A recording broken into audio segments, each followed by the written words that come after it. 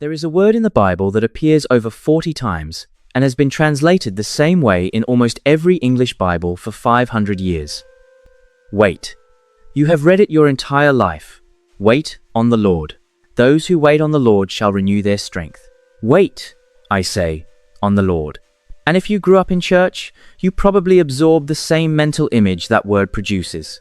Sitting, stillness, patience. A person in a chair, hands folded, doing nothing, enduring the silence until God finally moves.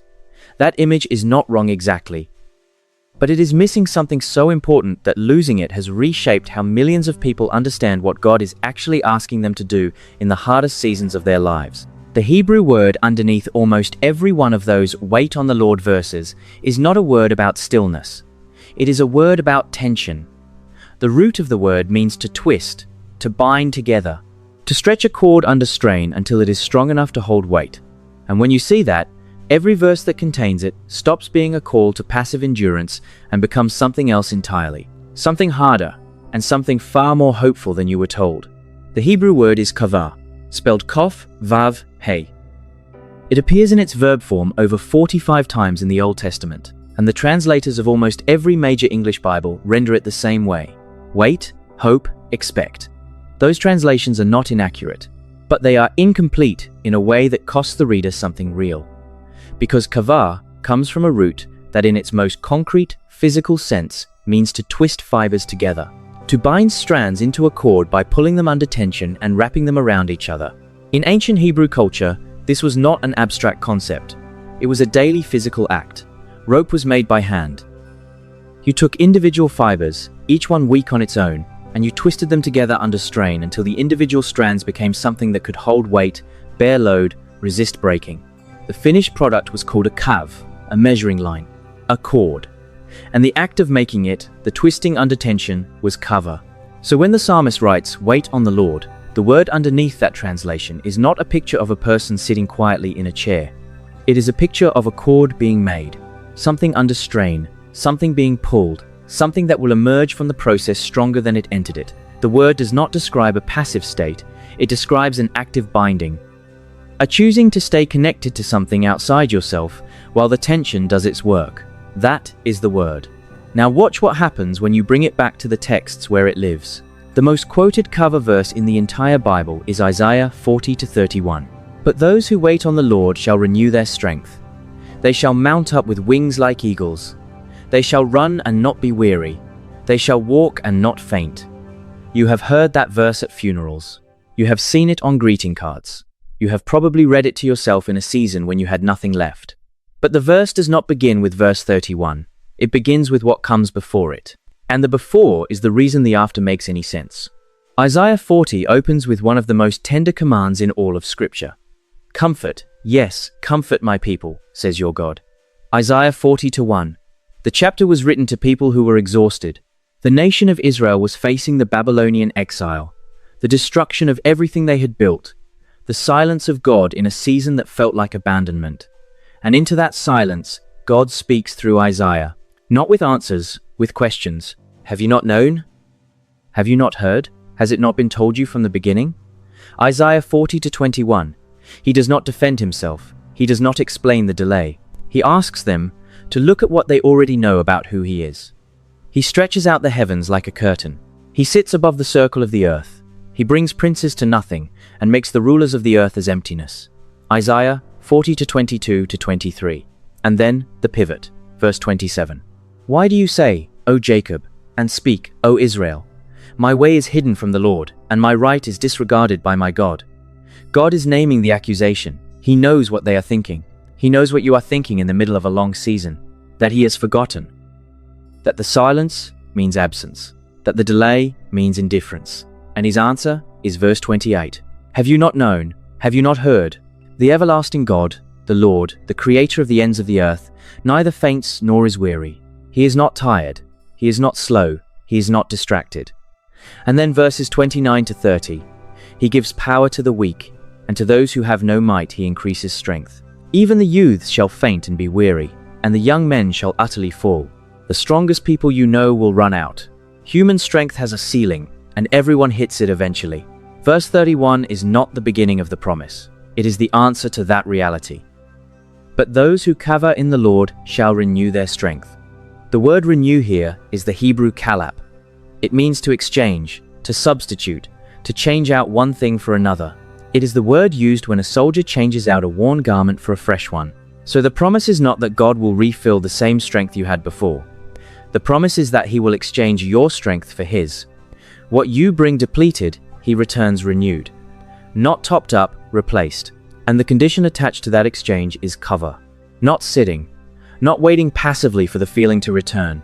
Staying bound to Him under the tension. Keeping the cord twisted tight even when the strain makes you want to let go. That is what carries you to the exchange. The second place Qavah appears in a way that changes how you read the whole text is Psalm 27. The psalm opens with one of the boldest declarations of confidence in all of Scripture. The Lord is my light and my salvation. Whom shall I fear? The Lord is the strength of my life. Of whom shall I be afraid? Psalm 27:1. You read those verses and you picture a man who has arrived somewhere, a man who has peace, who has settled the question, who has no more doubt. Then you read the rest of the psalm. Though an army may encamp against me, my heart shall not fear. Though war may rise against me, in this I will be confident.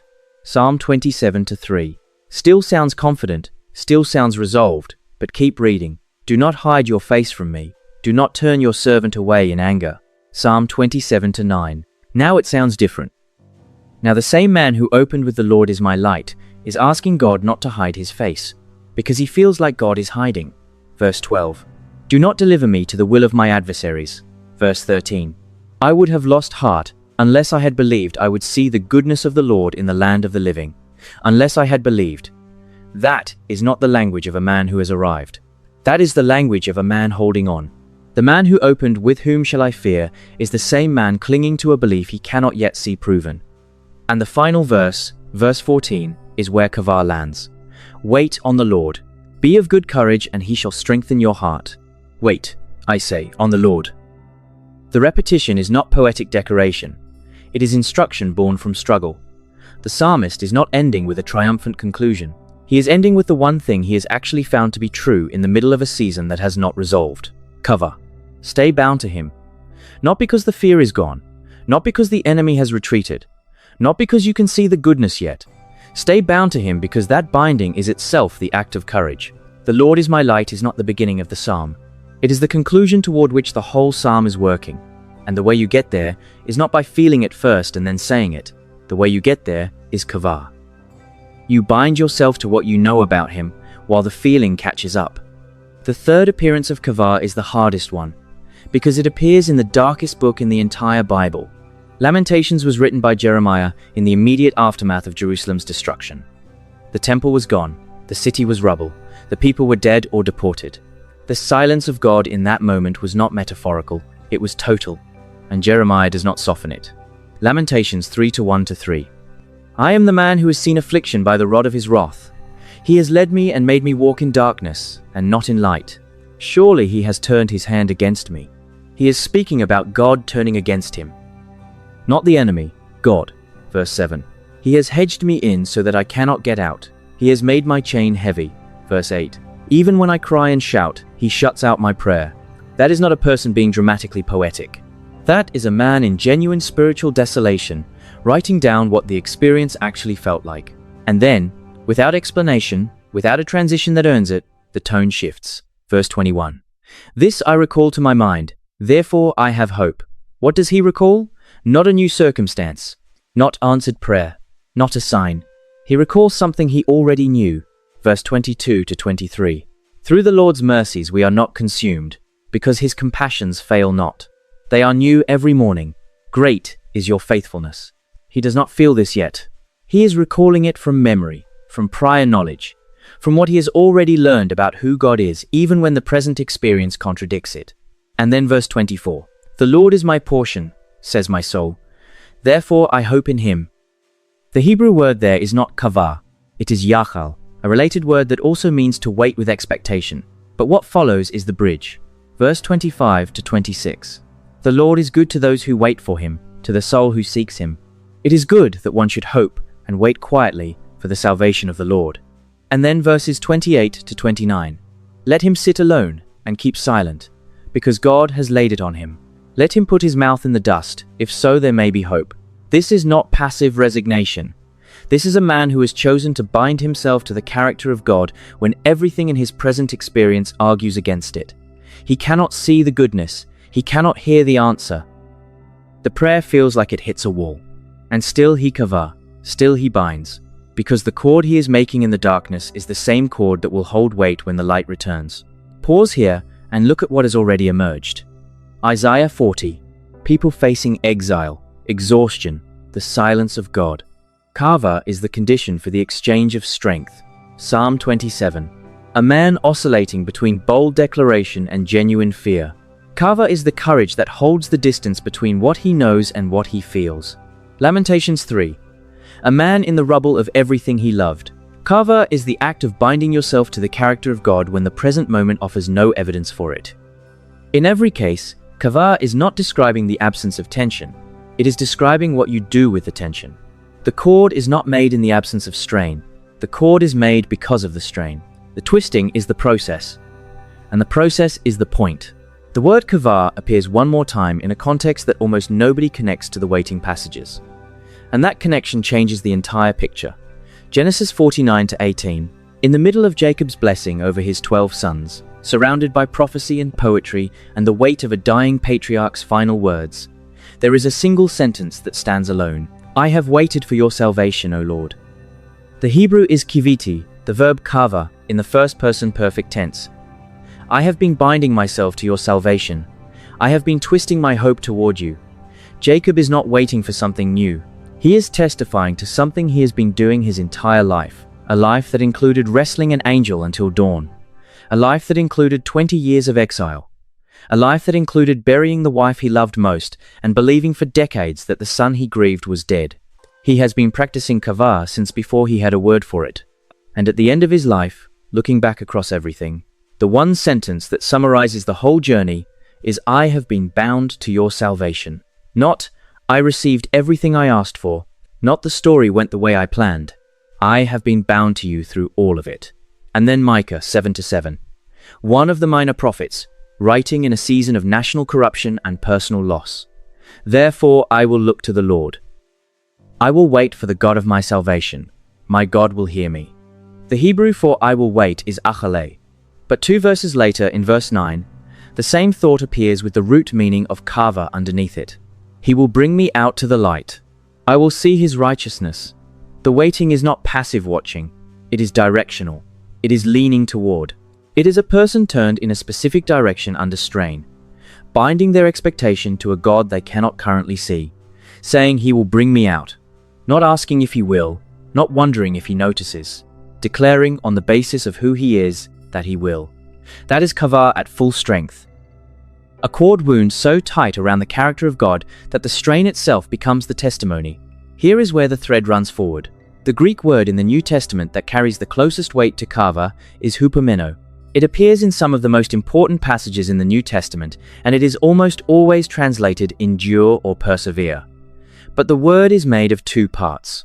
Hupo, meaning under, and meno, meaning to remain, to stay, to abide. Hupomeno means to remain under, to stay in a place of pressure without leaving. Not to escape the weight, but to hold your position beneath it. Romans 5-3-4.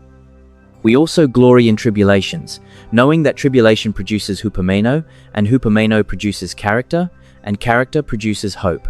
The process Isaiah described with Qavah, Paul describes with hupomeno. The strain is not accidental. The strain is the mechanism. Something is being made in the staying that cannot be made any other way. James 1-3-4. The testing of your faith produces hupomeno, but let hupomeno have its perfect work, that you may be perfect and complete, lacking nothing. Perfect here is the Greek teleos, complete, fully formed. The same idea as the finished chord.